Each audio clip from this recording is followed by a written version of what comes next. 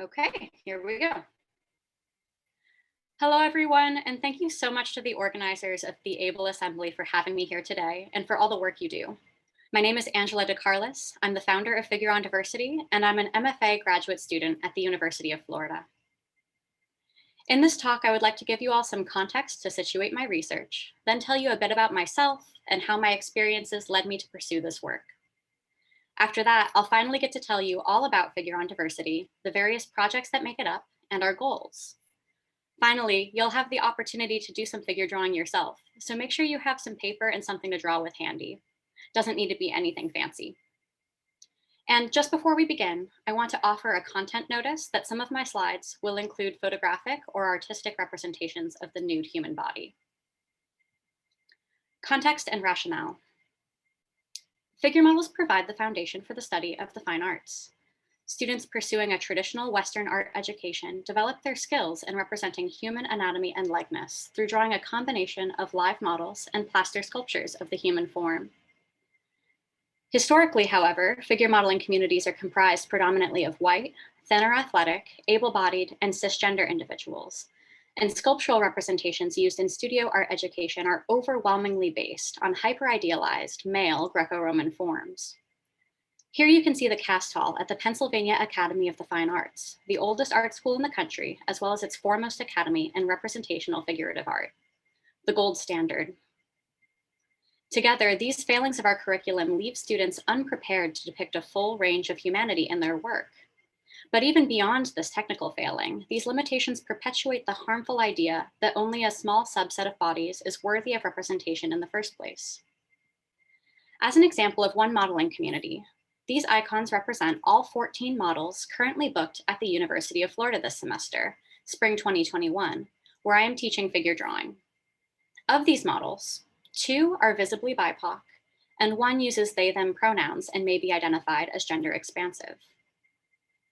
While any of these models could possess an invisible disability, none are visibly disabled, and a majority may be described as thin or athletic.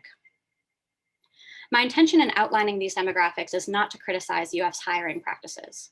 I know it to be true that everyone applying for this position is hired after having arrived on time for an interview with our university's models coordinator, Jillian Marie Browning, pictured here. However, it is clear that individuals of societally accepted body types are filling these positions at a higher frequency. Barriers exist which limit figure modeling's accessibility to diverse individuals. Here you can see an infographic of the wheel of power and privilege. Folks whose identities exist furthest from the center are less likely to feel welcome or safe in art spaces, where members tend to hold more social power. Some models will also self-select themselves from the possibility of modeling due to embedded beliefs about beauty. Sizeism, colorism, and ableism all contribute to these perceptions. As one example, one workshop alum had believed her severe scoliosis meant she was ineligible to be an art model, given that her body is anatomically incorrect. There are also infrastructural issues which prevent marginalized individuals from participating as figure models. Pictured here is a typical figure drawing classroom with a model stand at its center. Models are almost always expected to be able to mount and pose safely on such a stand. The one in my classroom is 22 inches high. And while there are increasing exceptions, it's true that many drawing groups will advertise positions for male and female models, enforcing a gender binary which precludes non-binary, transgender, agender, and intersex models. Positionality and experience.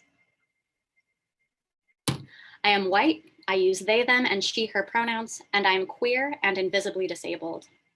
I am a cis-passing person in a straight-passing relationship. I benefit from thin privilege, and I grew up in a middle-class, college-educated family that supported me fully when I began pursuing art as my primary passion. I mention all this to acknowledge and claim my extraordinary privilege and to contextualize myself within my research, as well as to demonstrate that I have benefited from seeing bodies like mine represented as beautiful in fine art and media. That's the Venus de Milo on the left, an ancient Greek marble sculpture created some 2,100 years ago, and an image of me on the right. I did the first 2.5 years of my undergraduate education at PAFA, drawing those same casts in the cast hall, studying painting and portraiture. Here are two of my paintings. The one on the left is a portrait I made in 2017, and the one on the right is a more recent self-portrait completed during lockdown last summer. While enrolled at PAFA, I decided to become a figure model for art classes myself. I modeled for 5 years, during which time I had moved to Boston. There I became a moderator for a models advocacy Facebook group called Figure Models of New England. These are large drawings for which I was the model, made by a number of artists during a week-long art camp I worked several years back. During my time working as a model, artist, art student, now at Lesley University, and eventually a figure drawing instructor, I began to recognize the homogeneity of our community of figure models. In collaboration with my school's model coordinator and Berklee alum, Jessica Johnson, and my friend, co-Facebook group moderator, and professional model Isabel V., whose degree is in social work, I designed and ran the first Figure on Diversity workshops. The Figure on Diversity workshop. The benefits of figure modeling and life drawing extend well beyond the scholastic, particularly with regards to positive body perception. Models report attitudes which demonstrate their own corporeal empowerment, and studies demonstrate that these advantages can be reaped secondhand through the practice of drawing from the model. But who has access to these benefits, and who is impacted most by the limitations highlighted earlier? When art institutions fail to represent a diversity of bodies in their academic curricula, we fail students whose bodies have already suffered oppression and marginalization throughout our institutional history. Arts academies are already only accessible to students with immense social privilege, students like me, even more so than most higher education already is. The original Figure on Diversity workshop was created to shift that paradigm. The reasoning was that the systemic issues impacting diversity in art education weren't values held by the majority of people hiring models, and that a training workshop catered specifically to diverse individuals would lower those barriers. The workshop is open to anyone who is interested in trying nude modeling and who identifies as underrepresented in fine art and media in any way, including people of color and individuals who are fat, transgender, or visibly disabled. The workshops are free to attend and are structured as 8-hour intensives divided into 3 parts. Part 1, Well-being in Figure Modeling. Workshop leaders facilitate group discussion with special attention paid to the needs of participants as belonging to marginalized identities.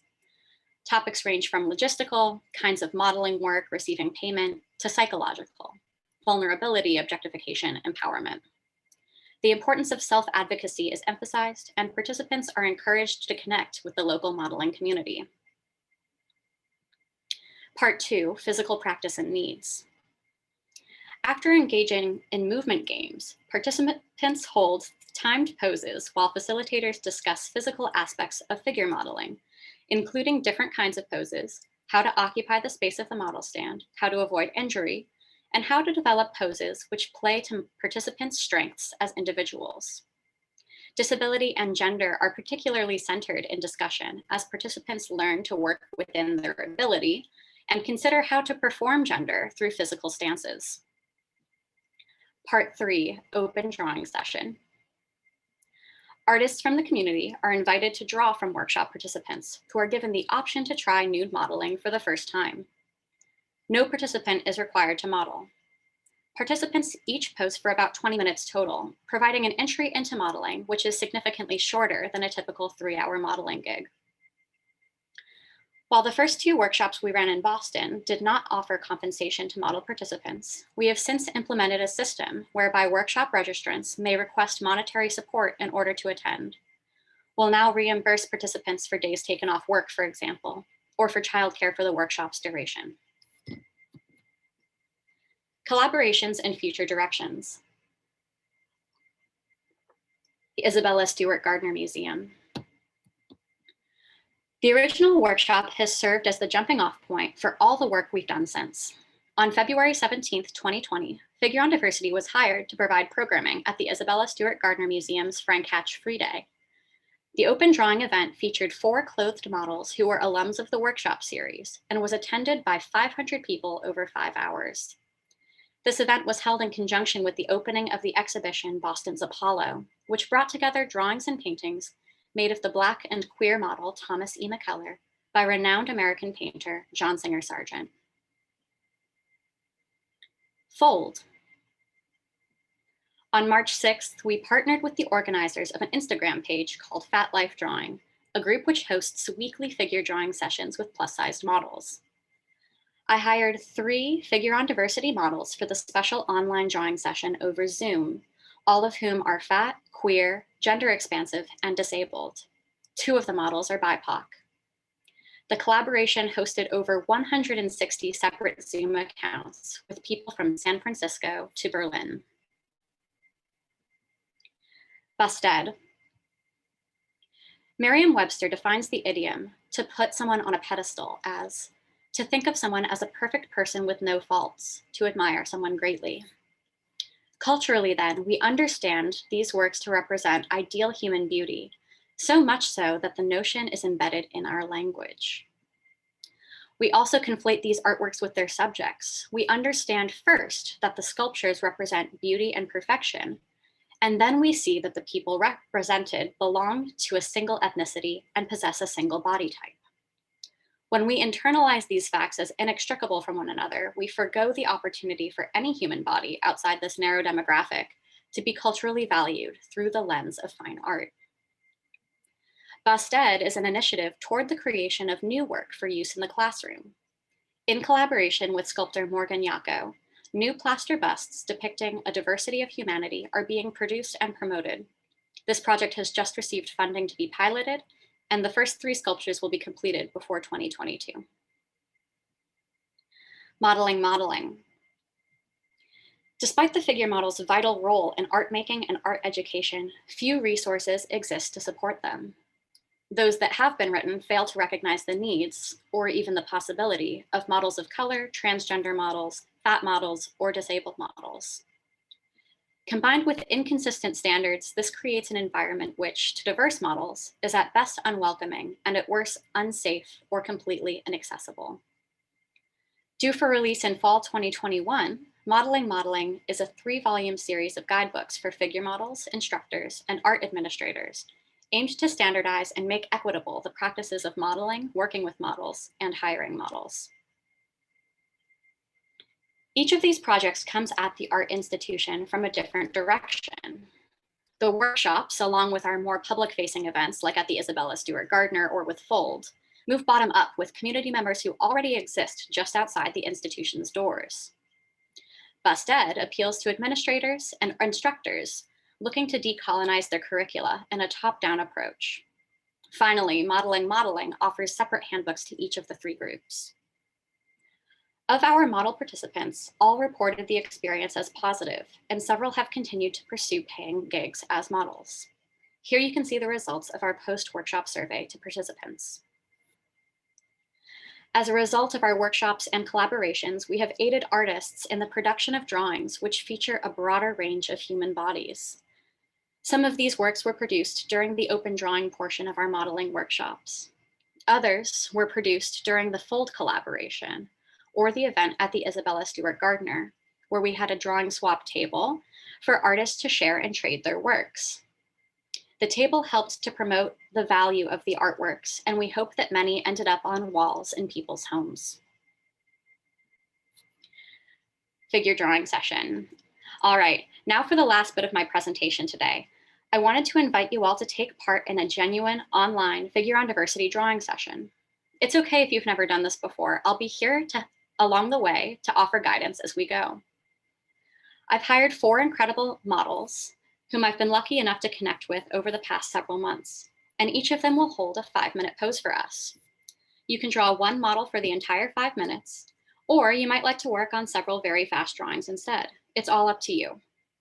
I'll introduce the models as we draw. I'm going to start the 5-minute timer now. Without worrying about creating a masterpiece, I invite you all to center yourselves in the process of exploring these bodies through mark making. One nice technique is to draw 1 continuous line around and through the figure without lifting your pen from the paper, but feel free to try different techniques. Try to spend more time looking at the model than at your drawing.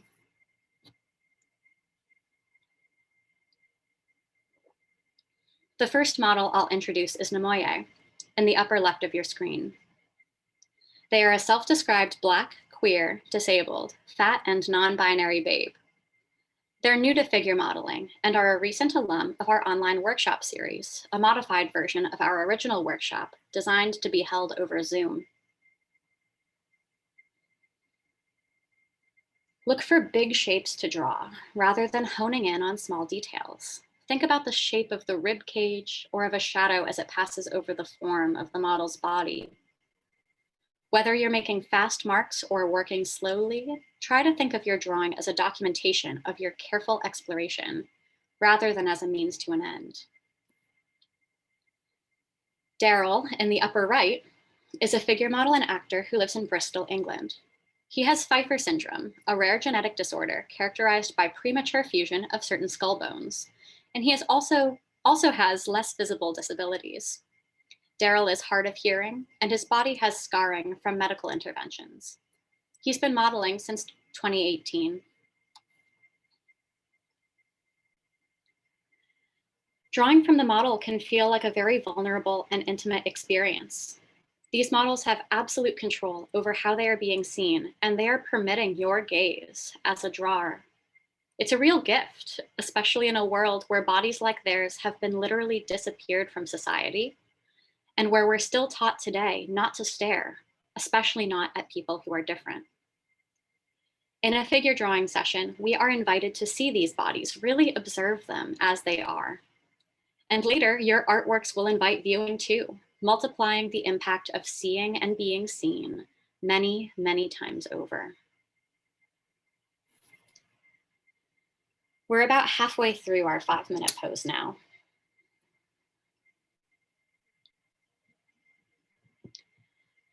Next, in the lower left, with us from London is Margaret, a fat Black femme who began figure modeling online only just this past November. She is a body positivity and mental health advocate with bipolar disorder, anxiety and depression, and OCD. I'd like to share with you all a quote from Margaret's Instagram, where she says, "I feel so thankful that being a life model fell into my life. It gives me a new appreciation for my body, even when I feel let down by it or loathe it.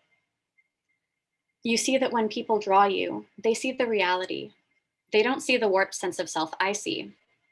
They represent me as I truly am, so when I have bad body days, all I need do is look through the highlights I've collated of various modeling sessions I've done and see myself as I truly am. Yes, it's anxiety inducing, difficult to keep still, and super vulnerable to do, but what I get out of it is priceless." Last and certainly not least is Prana, an Asian model currently living in Virginia whose dynamic poses sometimes feature marks on her skin left from cupping, a treatment to manage her yet undiagnosed chronic pain. She's also a new model, having recently discovered self-portraiture as a way of coping with her disabilities and learning to love her body. When we set up to record this pose, Prana told me plainly that figure modeling has saved her life. We're in the last minute of this pose now. You can always come back to the recording of this presentation if you would like more time to draw.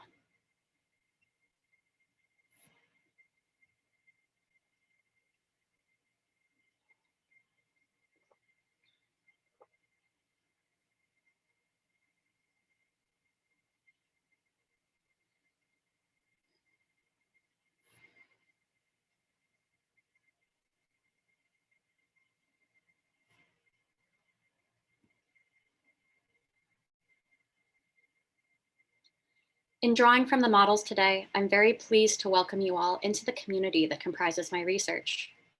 I'm grateful to each of you for being present and vulnerable as you drew from the figure, some of you probably for the first time. Congratulations and well done. Oop, that was the timer. I believe that our education's impact on our societal values is underestimated. Among the painting and drawing students in my figure drawing classes, I have graphic design and illustration majors. When they graduate, they will become responsible for producing media, everything from advertisements to children's books. Don't we believe that the bodies included in their education will impact the work they'll make? After all, if there's one thing that's true of all artists, it's that we make what we know. I also believe that everyone deserves to feel seen, represented, and empowered in their body, and that art production and education are vital tools with which we can accomplish these ideals. Regardless of whether one chooses to pursue the work of modeling, or instead gets to encounter images of bodies they can relate to portrayed as beautiful in art and media, these kinds of experiences should be made accessible and commonplace to everybody. Thank you.